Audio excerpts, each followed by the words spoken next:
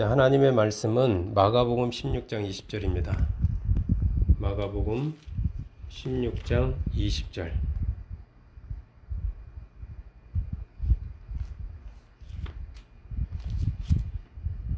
마가복음 16장 20절.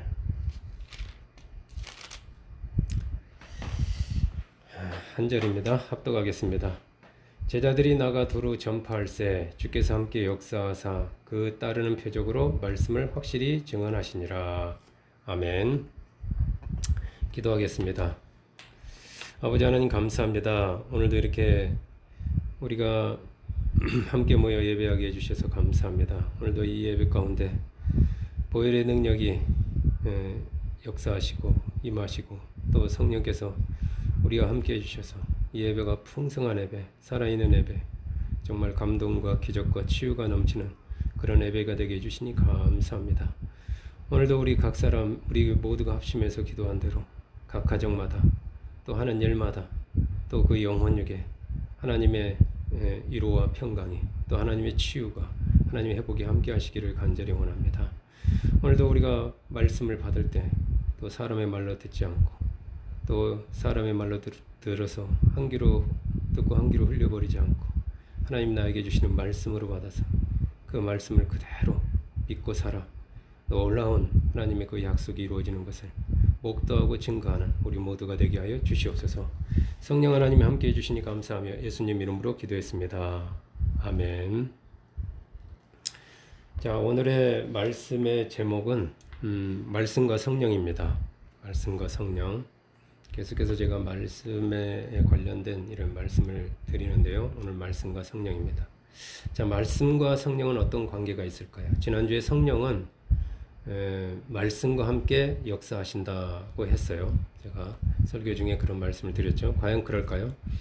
오늘 본문 말씀의 배경은 이렇습니다. 그 부활하신 예수님께서 승천 하늘로 올라가셔서 하나님 우편에 안 치운다고 그러죠. 안 치우실 때까지, 앉으실 때까지 그동안에 제자들에게 여러 번 나타나셔서 여러 가지로 말씀을 또 부활하셔서도 제자들에게 말씀을 하셨습니다. 예수님께서 제자들에게 하신 여러 가지 그 말씀, 하나님 나라에 대해서도 위해서도 부활은 뭐 이제는 제자들이 무슨 말인지를 다 알아들었죠. 전에는 부활하기 전에는 깨닫지 못하던 그 십자가의 의미, 다시 한번 이런 거 부활. 그런데 가장 중요한 말씀은 온 천하에 다니며 만민에게 복음을 전파하라는 말씀입니다. 그리고 너희는 가서 모든 민족을 제자로 삼으라는 말씀입니다. 제자 훈련을 제자로 삼는 건 훈련을 시키라 이 말이죠. 그래서 제자를 삼아서 그 제자를 훈련시켜서 그 무능한 제자에게 능력 있는 제자로 만들라 이 말씀이죠. 그러면서 약속하시기를 세상 끝날까지 너희와 제자들과 함께 하시겠다는 것입니다. 이에 제자들은 예수님 말씀대로 나가서 두루 다니며 말씀을 전파했어요. 여기서 전파는 preach, 설교와 같은 의미입니다. 설교. 보통 설교하면은 이렇게 말씀 본문 읽고 그 말씀에 대해서 배경이나 뭐 역사적 배경, 지리적 배경, 여러 가지 배경 설명을 하고 그 다음에 그 말씀의 의미, 뜻을 풀어주고 그리고 그 말씀을 적용하도록 돕는 그런 것을 의미하지만 저는 여기에 추가해서 그 말씀, 본문에 나오는 그 말씀 자체를 선포하는 것까지를 포함하도록 하겠습니다. 설명, 그 말씀, 설명으로서 끝나는 게 아니라 선포까지를 저는 전파라 이렇게 의미를 부여합니다. 제자들이 나가서 말씀을 전파할 때, 선포할 때 주님께서는 약속대로 성령으로 그들과 함께 동행하시며 역사하셨습니다. 제자들이 그 선포한 말씀이 진짜로 주님의 말씀이라는 것을 그 따르는 표적으로 분명하게 증거해 주셨습니다. 그렇습니다. 예수님을 믿는 제자들이 믿음으로 말씀을 선포할 때 성령께서는 그때마다 나타나셔서 기적으로 그 말씀을 증거해 주신 것입니다. 제자들은 말하고 성령은 기적으로 보여주신 것입니다. 예, 말씀과 성령, 말씀과 기적이 함께했죠. 기적은 하나님 말씀을 선포할 때 따라오는 그 말씀에 대한 표적입니다. 따라서 우리가 말씀을 선포할 때는 반드시 성령께서도 그 선포하는 우리와 함께 계시면서 기적으로 함께 역사하신다는 그 확신을 가지고 믿음으로 말씀을 선포해야 됩니다. 믿음으로 말해야 되죠. 왜 그럴까요? 자, 16장 그 같은 장의 17절 18절 말씀 볼까요? 믿는 자들에게는 이런 표적이 따르리니 곧 그들이 내 이름으로 귀신을 쫓아내며 새 방언을 말하며 뱀을 집어 올리며 무슨 독을 마실지라도 해를 받지 아니하며 병든 사람에게 손을 얹은즉 나으리라 하시더라. 믿는 자, 무슨 여기서는 예수님을 믿는 자죠. 근데 좀 더 구체적으로 말하면 예수님과 예수님의 그 말씀을 믿고 예수님의 말씀을 하나님의 말씀으로 믿고 말하는 자죠. 말씀을 믿고 말하는 자, 선포하는 자에게 기적은 반드시 표적으로 따라오기 때문에 우리가 믿음으로 말씀을 선포하는 것이 중요합니다. 예수님의 이름으로 귀신을 향해서 나가라고 말하면 보이지 않는 귀신이지만 보는 것처럼 그 귀신을 보는 것처럼 그 귀신을 향해서 나가라고 말하면 귀신은 반드시 예수님의 이름으로 말하면 귀신은 반드시 나간다는 그 믿음, 그 확신을 가지고 귀신을 향해 말할 때 명령할 때 귀신이 나갑니다. 내가 예수님의 이름으로 말하면 귀신은 나간다. 예수님이 말씀하셨거든요. 다른 것으로는 나가지 않지만 예수님의 이름으로 말하면 나갈 것이다. 그래서 그 말씀을 우리가 받았잖아요. 그래서 그 말씀을 믿고 명령할 때 귀신을 향해서 명령할 때 성령께서 귀신을 쫓아내 주십니다. 예수님의 이름으로 병든 사람에게 손을 얹고 우리가 기도하면 믿는 우리가 기도하면 반드시 낫는다는 그 믿음을 가지고 병든 사람에게 손을 얹고 예수님의 이름으로 병 낫기를 선포하고 명령하면 반드시 병이 낫습니다. 성령께서 병을 고쳐주십니다. 병이 낫는다. 내가 기도하면 예수님의 이름으로 기도하면 성령께서 역사해 주셔서 병을 고치신다는 그 믿음으로 우리가 병든 사람에게 손을 얹고 병 낫기를 위해서 기도해 하라는 거죠. 여기서 우리는 두 가지 중요한 사실을 기억할 필요가 있습니다. 기적은 믿는 나를 따라다닌다는 사실입니다. 믿음의 말이죠. 믿는 내가 믿음으로 말하면은 그 다음에 기적이 따라온다는 거죠. 많은 사람들이 기적을 쫓아다닙니다. 기적이 일어난다고 하는 곳에 수많은 사람들이 안수받으려고 몰립니다. 요즘도 그러는지는 모르겠지만 그렇게 흔한 일은 아니죠. 요즘은. 그런데 주님은 우리로 하여금 기적을 쫓아다니라고 하지 않으셨어요. 오히려 기적이 믿는 우리를 따라온다고 했습니다. 너희가 믿는 자에게 기적이 따라온다 이렇게 말씀하셨죠. 주님은 우리를 기적의 그런 수혜자가 아닌 기적의 실행자로 부르셨고 우리가 기적의 그런 실행자가 되기를 원하십니다. 수행자죠. 두 번째 중요한 사실은 이 기적은 내가 일으키는 것이 아니라는 것입니다. 기적을 일으키는 분은 성령이십니다. 기적의 주체는 내가 아닌 성령이시라는 거죠. 나는 믿음으로 말만 하면 되고 그 결과 기적의 열매를 맺게 하시는 분은 우리 안에 와 계시는 성령이십니다. 이제 예수님을 믿는 저와 여러분이 할 일은 그 예수님의 제자들처럼 나가서 귀신이나 질병과 같은 그런 문제와 환경을 향해서 담대하게 믿음으로 말씀을 선포하는 것입니다. 말씀을 던지는 것이죠. 복음을 선포하고 예수님의 이름으로 귀신과 질병을 향해서 명령하는 것입니다. 우리가 입을 벌려서 담대하게 말할 때 그때 성령께서 역사하시며 말할 때 그때 주께서 함께 역사하시죠. 성령께서. 자, 사도행전 2장 4절 말씀 보시겠습니다. 2장 4절이요. 사도행전 2장 4절.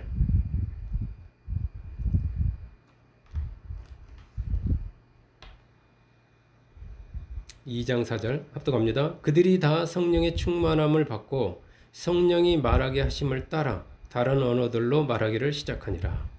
성령이 마가의 다락방에 모여있던 예수님이 승천하시고 그 마가의 다락방에 모였던 이 120명의 제자들에게 불의 혀처럼 불같이 그렇게 강력하게 임하였습니다. 그래서 모든 제자들이 성령의 충만함을 받았어요. 충만하신 성령님으로 충만해졌습니다. 각 사람의 임하신 성령께서 맨 처음 하신 일이 뭘까요?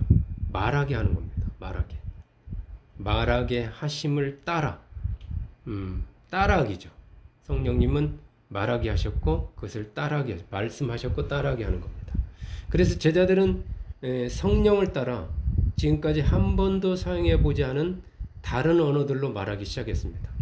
그것이 그리스어이든 헬라어이든 아니면 그 당시 로마 시대의 각 지방의 어떤 방언이든 중요한 것은 그 내용이 형식은 오늘날만 영어, 프랑스어, 독일어, 여러 아프리카어로 나오던 중요한 건 그 내용은 주님의 말씀이라는 것이죠. 그렇습니다. 성령의 첫 번째 역사는 말하기, 즉 말씀을 선포하기입니다. 성령께서는 제자들에게 주님의 말씀을 생각나게 하시고 주님의 말씀을 가르치시고 그걸 입에 붙여주시고 그 말씀을 믿음으로 선포하게 하십니다. 주님의 말씀을 선포하기. 또한 주님의 이름을 사용하게 하십니다. 예수님의 이름으로 말하기, 예수님의 이름으로 선포하기. 성령께서 하시는 일이죠. 그리고 주님의 이름으로 귀신과 병을 향해서 선포하게 하십니다. 그렇게. 자, 사도행전 3장 6절에서 7절 말씀 보겠습니다. 사도행전 3장 6절에서 7절. 3장 6절에서 7절 합독합니다. 베드로가 이르되 은과 금은 내게 없거니와 내게 있는 이것을 내게 주노니 나사렛 예수 그리스도의 이름으로 일어나 걸으라 하고 오른손을 잡아 일으키니 발과 발목이 곧 힘을 얻고. 맨 처음 이 기적의 실행자는 역시 예수님의 수제자인 베드로입니다. 항상 베드로는 먼저 하죠. 먼저 도전하죠. 먼저 시도하죠. 베드로는 나면서 못 걷게 된 사람을 향해서 예수는 그리스도이심을 선포하고 예수 그리스도의 이름으로 일어나 걸으라고 명령합니다. 이 모든 게 성령의 충만하신 성령님으로 충만해졌기 때문에 가능하죠. 내 생각이 가득 찼을 때는 또 내 생각이나 내 뜻이 가득할 때는 이렇게 못합니다. 근데 지금 성령이 충만하시거든요. 그래서 선포하고 예수 그리스도의 이름을 선포하고 예수 그리스도의 이름으로 일어나 걸으라고 명령합니다. 그는 선포와 명령으로만 끝나지 않습니다. 베드로는 나가서 그 사람의 그 오른손을 잡아서 일으키기까지 합니다. 이게 확신의 행동이죠. 반드시 되는데 그대로 있는 거예요. 선포했는데 가서 일으킵니다. 믿음의 선포, 믿음의 명령과 이 믿음의 액션을 함께 구사합니다. 된다고 믿고 그걸 이루는 거죠. 계속. 그러자 오랫동안 병들어서 기능이 멈춰있던 그 힘줄, 신경, 근육, 뼈 나면서 걸어본 적이 없거든요. 그러니까 얼마나 그게 굳어 있겠어요. 말라 있겠어요. 그 뼈에 하나님의 능력이 공급되면서 그 에스겔 골짜기 그 이런 마른 뼈들에게 에스겔이 선포했더니 대언했더니 뼈가 뼈들이 막 해서 일어나잖아요. 그리고 또 대언했더니 숨이 그둑에 들어가서 살이 붙고 막 그랬듯이 그 사람의 발과 발목이 곧 힘을 얻습니다. 그리고 그는 그 자리에서 벌떡 일어나서 뛰어서서 걷습니다. 온전히 회복된 두 발로 베드로와 함께 성전에 들어가면서 걷기도 하고 뛰기도 하면서 하나님을 찬양합니다. 너무너무 기쁜 거죠. 병자이기 때문에 그동안에 부정한 자 취급을 받으면서 한 번도 들어가 보지 못한 그 성전에 제 발로 걸어 들어간 것입니다. 들어가서 하나님을 찬양하고 하나님을 예배하는 그 공동체의 일원이 된 거죠. 얼마나 감격했을까요? 여러분, 그 사람을 누가 일으켰을까요? 그렇습니다. 성령이십니다. 베드로는 선포하였고 성령께서는 선포한 그 말씀, 그 이름이 진짜라는 것을 기적으로 보여주신 것입니다. 다시 말씀드립니다. 우리가 입을 벌려서 믿음으로 말씀을 말할 때, 선포할 때 성령께서 역사하십니다. 선하신 주님의 그 이름을 담대하게 선포할 때, 선포하라 선하신 주, 선하신 주님의 그 이름을 담대하게 선포할 때 기적이 표적으로 따라옵니다. 자, 사도행전 8장 5절에서 8절 말씀 보시겠습니다. 사도행전 5장 8절에서 8장 5절에서 8절이요.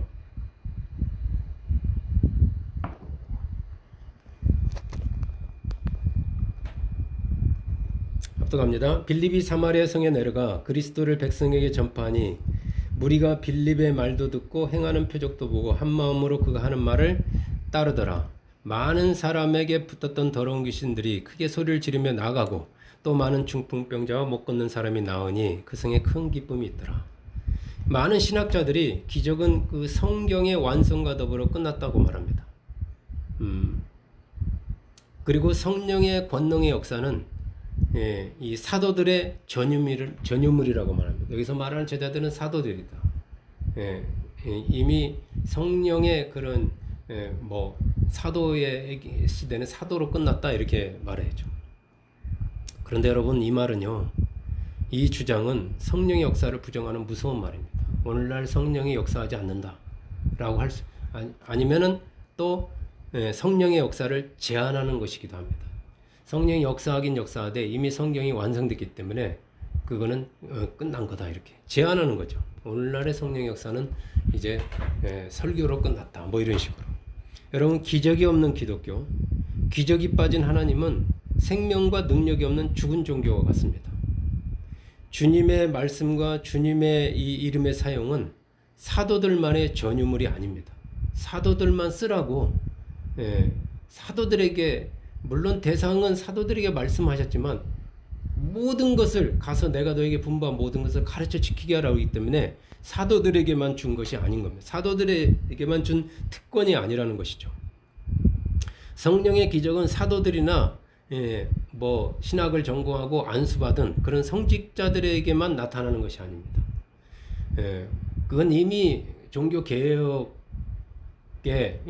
이미 때에 그때 막 주장했던 걸로 끝난 거죠. 그 예가 바로 이 오늘 말씀의 주인공인 빌립 집사입니다.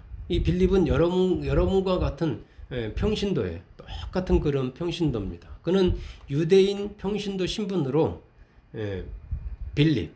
빌립이라는 이 이름에서 보면은 오리지널 유대인은 아닌 것 같아요. 빌립 이렇게 약간 헬라 계통 그런, 하여튼 유대인인 건 유대인이죠. 그 유대인 평신도 신분으로 유대인들이 개취하면서 유대인 접근 기피 구역으로 가기를 꺼려했던 그 사마리아 성에 내려갔습니다.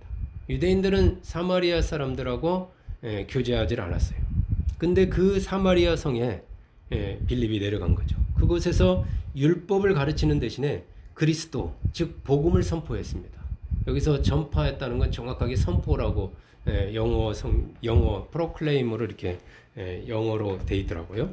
많은 무리가, 그런데 이게 유대인이 와서 말씀을 전하면 그들도 역시 혐오하고 배척할 줄 알았는데 많은 무리가 예상을 깨고 빌립의 그 전하는 그 말, 그 복음, 그가 전하는 그 그리스도에 대해서 귀를 기울였어요.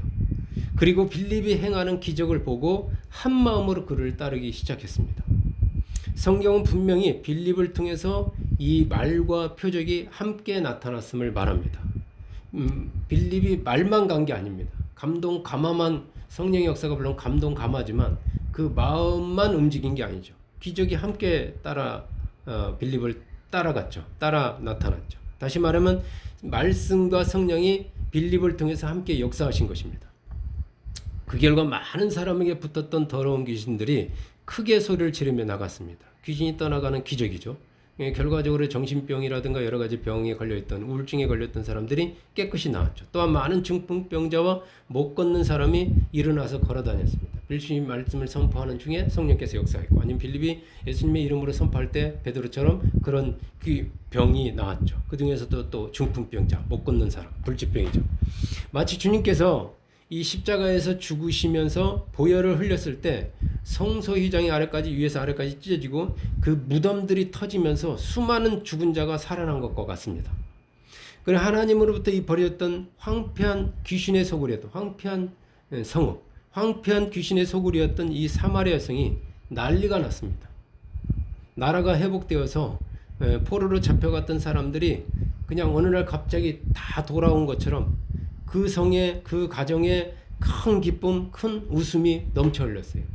이렇게 오래고 침침했던 그런 성이 활기가 넘치기 시작했습니다. 믿음의 사람, 이 평신도 한 명의 말씀 선포와 성령의 역사로 인해서 도시 전체가 변화되는, 도시가 진동하는 그런 놀라운 역사가 일어난 것입니다. 여러분 놀랍지 않습니까? 복음이 얼마나 유력이 있는지, 복음이 선포될 때 얼마나 엄청난 일이 일어나는지 상상만 해도 흥분되지 않습니까? 어떻게 해서 이런 일이 일어날 수 있었을까요? 자, 사도행전 5장 42절로 가보겠습니다. 5장 42절. 5장 42절. 잠깐 뒤로 가서 보죠. 왜 어떻게 해서 이런 일이 일어났는지 5장 42절. 합독합니다. 그들이 날마다 성전에 있든지 집에 있든지 예수는 그리스도라고 가르치기와 전도하기를 그치지 아니하니라. 성령이 임하고 예루살렘 교회에 대부흥의 역사가 일어났습니다. 예수 그리스도의 이름으로 일어나는 수많은 기적을 보고 사람들이 몰려들었죠. 그들은 사도의 그 가르침을 받아서 서로 교제하고 떡을 떼며 기도하기를 힘썼습니다. 그 중에서도 날마다 사도들이 또 교회가 집중적으로 중점을 둔 것은 가르치기와 전도하기입니다. 훈련이죠. 무엇을 가르쳤습니까? 무엇을? 예수는 그리스도라는 것입니다. 예수는 그리스도라고 말하기, 예수는 그리스도라고 선포하기, 이렇게. 그래서 예수 그리스도의 보혈, 그리스도라는 그 예수 그리스도 구원자, 이 보혈이 빠져서는 안 되겠죠. 십자가에서 그 보혈과, 그래서 예수 그리스도의 이름으로 선포하는 것, 즉 복음 선포하는 것, 그리고 또 영접기도하는 것, 어떻게 하면 예수님을 영접하는 자, 그 이름을 믿는 자, 영접을 어떻게 시키는, 이런 영혼권에 관한 것, 또 기적의 실행 등을 실질적으로 실제적인 그런 훈련을 성전에서도 가르치고 집에서도 가르쳤습니다.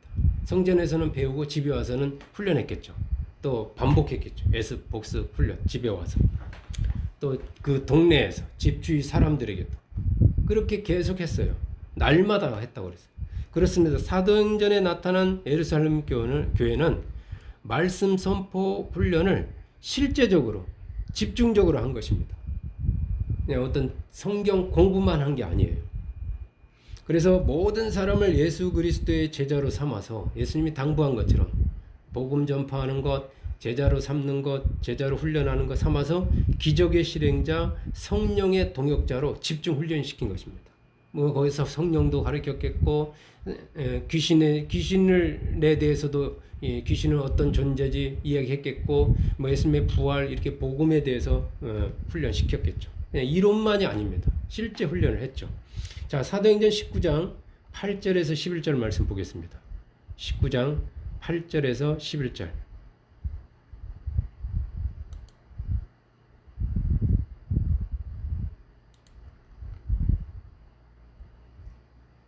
(19장 8절에 11절) 합독합니다.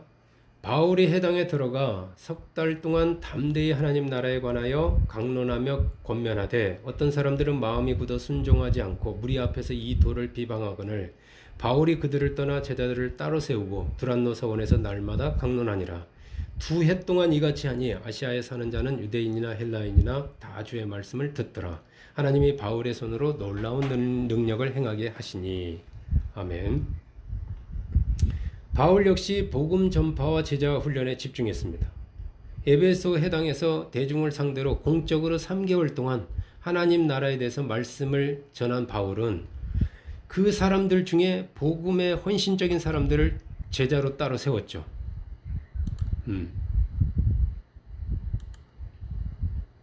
네. 자, 그 제자로 따로 세우고, 그리고 두란노 서원에서 날마다 2년 동안 그들을 중심으로 해서 제자 양육 훈련에 집중하였습니다. 그 2년의 훈련 과정을 마치고 아시아의 각 지방에 훈련된 이들을 바울이 제자 삼은 이들을 파송하였죠. 그랬더니 아시아에 사는 유대인과 헬라인들이 그 다 주의 말씀을 듣게 되었습니다. 바울 혼자는 불가능했던 일을 이 훈련을 시켜서 훈련받은 이 소수의 평신도 제자들을 통해서 단기간 안에 이룰 수가 있었습니다. 하나님은 바울을 통해서, 그리고 그를 통해 훈련받은 제자들을 통해서 복음을 전파했을 뿐만 아니라 그들을 통해서 놀라운 기적까지도 행하였습니다. 말씀과 기적, 말씀과 성령은 이렇게 따로따로 별개가 아니라 항상 함께 했던 것입니다. 오늘날 제자 훈련하면요. 제자 훈련하면 성경 공부를 의미합니다. 성경 공부. 교리 공부나 디다케, 뭐 교훈이라고 그러죠. 디다케. 즉 그리스도인으로서의 생활, 어떻게 그리스도인으로서의 삶, 교회 생활, 뭐 가정 생활, 뭐 이런 류들이 주류를 이룹니다. 심지어 사회에서 사람들과 관계 맺기, 뭐 성공적인 삶, 그다음에 뭐 내적 치유 등 이런 다양한 그런 공부도 가르치고 그런 것도 합니다. 그러나 기적을 일으키게 하는 이 말씀 선포는 가르치지 않습니다. 제가 평신 때부터 또 신학교까지 다녔지만 말씀 선포에 대해서 배워본 적이 없어요. 말씀을 어떻게 선포하는 것인지. 심지어 예수 그리스도의 이름으로 마가음 16장에 나와 있는 그 말씀, 귀신을 쫓아내는 법을 배워본 적이 없습니다. 예수 그리스도 이름으로 병자들에게 손을 얹고 기도하는 이런 훈련을 받아본 적이 없어요. 신학교에서도 없었고 제가 자라온 교회에서도 없었어요. 여러분 말씀에는 교리와 계속 교리 공부만 하는 거죠. 그냥 성경 제자 훈련하면 교리 공부라고 착각할 정도로 성경 공부, 교리 공부, 하나님, 성령, 기도 막 이렇게 그런 것만 배우잖아요. 그러나 말씀에는 교리와 디다케 즉 교훈만 있는 것이 아닙니다. 사실 말씀 자체는 살아있는 검과 같다고 그랬어요. 성령의 검이라고 그랬잖아요. 그래서 말씀 그 자체로 능력이 있습니다. 그래서 말씀을 선포하면 그 말씀대로 표적이 따라오는 거죠. 성령께서 말씀과 함께 역사합니다. 말씀과 성령이죠. 이 시대에 믿는 우리들과 또 교회들에게 정말 회복되어야 하는 것은 성경에 대해서 배우는 것뿐만 아니라 이 말씀에 대한 선포입니다. 말씀을 윤리와 도덕의 어떤 기준으로 설교하고 그 윤리적인 설교죠. 도덕적인 설교죠. 그리고 죄에 대해서 계속 말하죠. 그런 설교하고 설명하는 분들은 많지만 말씀을 믿음으로 선포해서 기적이 표적으로 따라오게 하는 교회와 성도들은 아주 적습니다. 뭐 오순절파, 순복음파 뭐 이렇게 해가지고 그런 파를 나눠가지고 그 하나의 그 교회의 특징으로 이렇게 해서 가진 뭐 장로라든가 감리회라든가 성결교라든가 뭐 또 다른 뭐 침례 이렇게 그렇게 이렇게 구분을 해버리지 함께 하는 곳을 그리고 그것을 같이 잘 사용하는 그런 목회자를 만나기는 좀 드물죠. 그래서 그 기적이 표적으로 따라오게 하는 그 교회와 그 성도들은 아주 적습니다. 뭐 목사님들도 그렇고 성도들도 적죠. 뭐 훈련을 안 받았으니 또 그런 분위기가 안 되는데 그런 분위기 속에서 자랐으니 뭐 그럼 거의 불가능하죠. 거의 희귀합니다. 심지어 예수 이름으로 귀신이 나가고 병고침의 그런 기적이 일어나면 이단처럼 이상하게 봅니다. 점잖지 못한 어떤 또 비합리적이고 비지성적인 뭐 비이성적인 그런 어떤 광신도 집단처럼 취급해버리죠. 너무도 안타깝게 교회는요, 이 십자가 보혈도 말하는 것도 예수님의 피 드물어요. 그 보혈의 능력을 그 구원파에 가면은 이게 피 계속 들어가자마자 배웁니다. 그럼 구원파 같은 이단에게 빼앗기고 가장 강력한 복음 전파의 그 수단이라고 할까요? 이 수단인 성령의 기적조차 사이비 이단 귀신들에게 빼앗겨 버렸어요. 그 사이비 이단들이 귀신의 역사하는 거거든요. 그런데 그 귀신들은 막 기적을 일으켜요. 사람들이 또 그 기적을 보고 이단들에게 이제 막 표적이 나타나고 막 역사가 일어나니까 그걸로 또 몰려갑니다. 다 뺏겼어요. 기독교 복음의 핵심을 다 뺏겼어요. 그냥 보혈 뺏기죠. 성령 뺏기죠. 뭐 기적 없죠. 귀신을 쫓아낸 교회가 없어요. 1년 내내 가야 귀신 나갔다는 뭐 그런 귀신이 다 사라졌습니까 지금 대한민국에 성도들의 가정에 병을 고치는 교회가 드뭅니다. 오직 교훈과 가르침 그리고 도덕과 윤리와 같은 그런 반쪽짜리 4분의 1 그런 복음의 극히 일부분만 가지고 있어요. 이 조선이라는 나라에 평화가 오랫동안 지속되면서 강병도 그리고 유능한 지휘관도 또 그런 강한 병사를 훈련시킬 수 있는 그런 체계적인 교범도 그리고 그런 교관도 그리고 실전에서 싸워본 그런 경험 많은 군인들 어떤 지휘관들도 없어지고 무기도 다 녹슬어 버렸어요.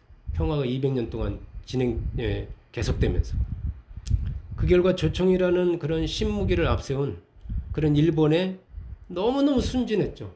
일본 그 군대 앞에서 조선이라는 왕부터 그 소위 고관 대작 신하들부터 백성들의 이까지 너무 순진했어요. 그 일본에 7년 동안 나라가 짓밟히고 유린당하였습니다.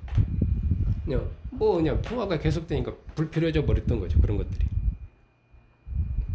마찬가지로 오늘날 교회는 사도행전에서 사도들과 평신도들을 통해서 나타났던 엄청난 성령의 능력을 2000년이 지난 오늘날 대부분 잃어버렸어요. 그냥 그럴 필요가 없는지도 모르죠. 그냥 교회만 열면 지금은 아니지만 몇십 년 전에 간판만 걸면 사람들이 몰려왔으니까 세상에서 재밌는 건 다 교회가 있었고 먹을 것은 다 교회가 있었던 시절이 있었어요. 근데 지금은 교회가 완전히 그런 시대가 아니잖아요. 이제는 뭐 영상 시대부터 해가지고 교회 가면 이제 젊은이도 없고 청소년도 없고 나이든 옛날 추억을 간직한 어르신들밖에 없죠. 장년 이상. 완전히 능력을 상실해 버렸죠. 그 결과 교회 주신 그 하나님의 힘 그리고 성령의 권능의 역사를 상실한 채 교회에는 그런 무능력한 다수의 그 평신도들만이 이런 예배의 구경꾼, 예배의 참관자, 뭐 예배의 참여자라고 할까요?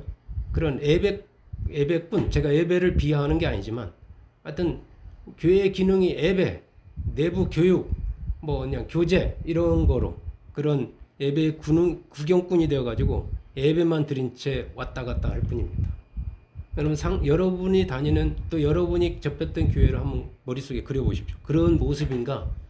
아니면 역동적이고 파워풀하고 뭔가 다 막 훈련해가지고 눈이 반짝반짝 빛나면서 막 평신도들이 귀신도 쫓아내고 병도 고치고 복음도 막 전하고 영접도 시키고 그러놨던 뭐 사람들 들어오면 다 목사님에게만 데려가는 것이 아니라 각자가 다 감당해내는 그런 교회인가? 그렇게 훈련이 돼 있는가? 그렇게 말씀을 또 다른 사람들이 오면 그 사람들을 향해서 말씀도 설교도 하고 선포도 하고 양육도 하고 그런 모습인가? 한번 상상해 보십시오. 왜 이렇게 교회가 무능해졌을까요? 왜 이렇게 평신도들이 뭐 수백 명, 수천 명 모여와도 뭐 하나님 보시기에 정말 쓸만한 사람이 없을까요? 쓸만한 사람이 없는 게 아니라 원석이 들어와도 다듬질 않으니까 그냥 그대로 놔둬버리니까 쓸모없는 돌처럼 보일 뿐입니다. 여러분 이유는 말씀 선포와 예수 그리스도의 이름 선포의 부재죠. 이 훈련을 안 해주는 거예요. 안 시켜주는 거예요.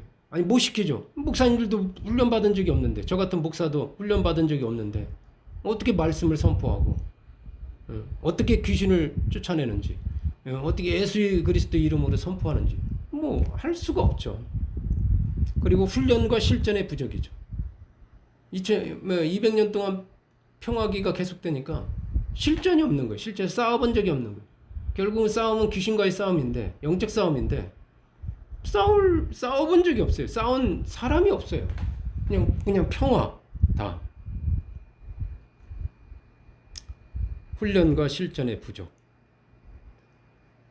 정말 이 설교를 준비하면서 성령께서 제 마음 가운데 너무너무 답답함과 안타까움을 주시더라고요.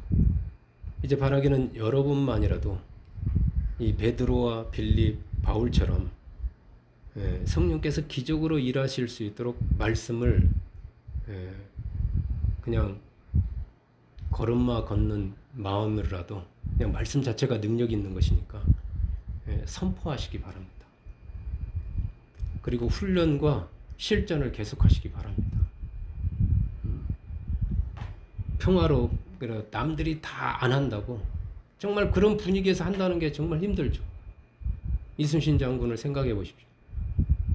얼마나 모함을 받았고 쓸데없는 일을 한다고 이렇게 그런 사람 등용을 안 했습니까?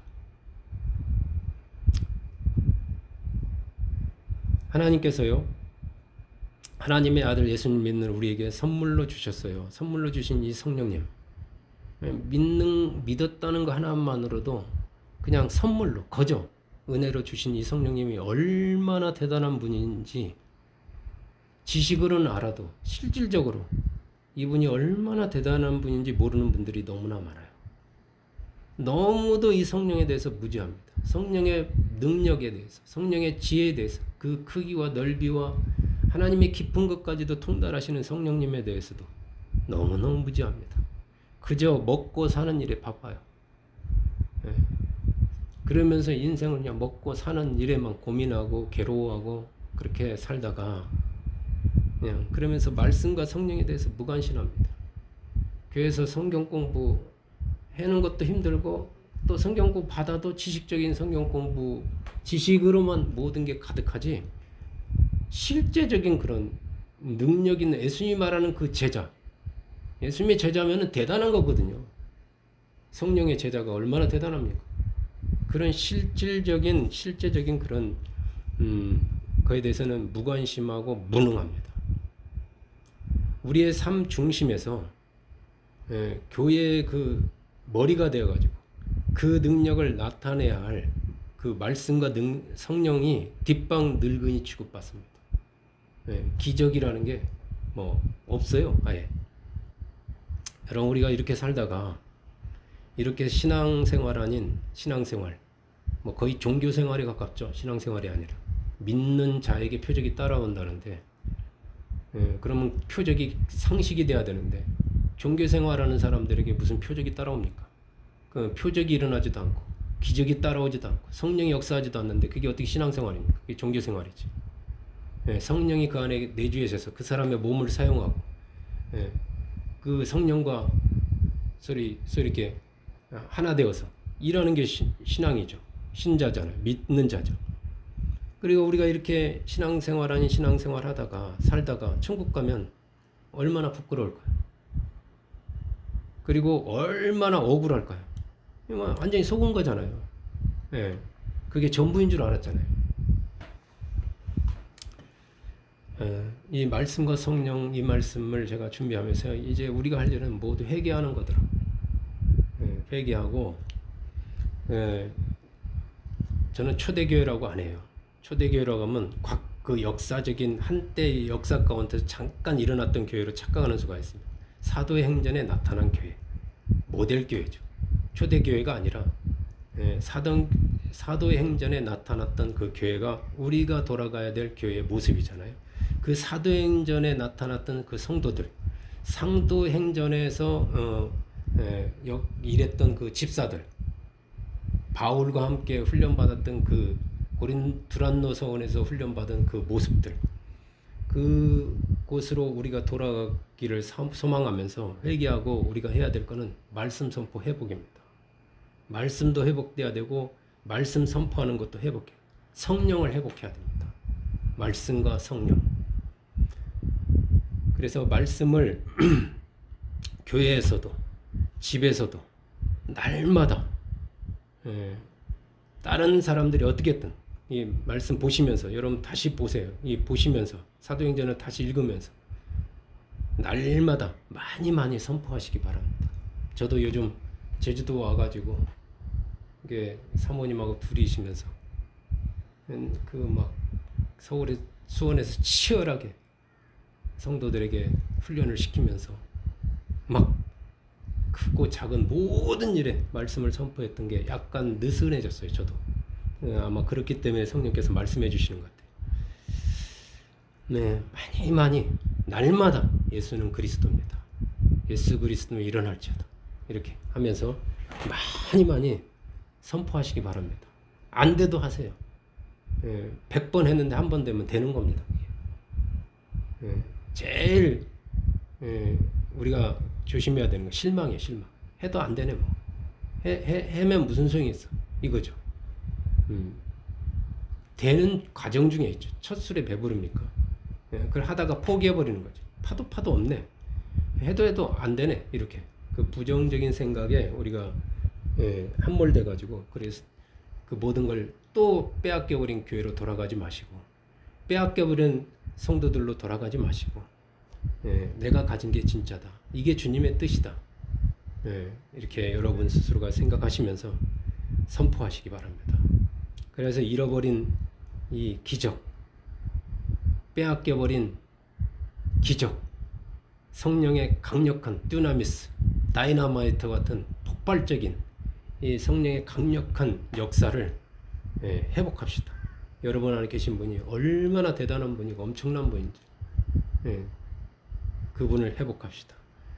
그래서 기적이 상식이었던 그런 사도행전 시대를 우리 모두가 회복하기를 주님의 이름으로 축복합니다.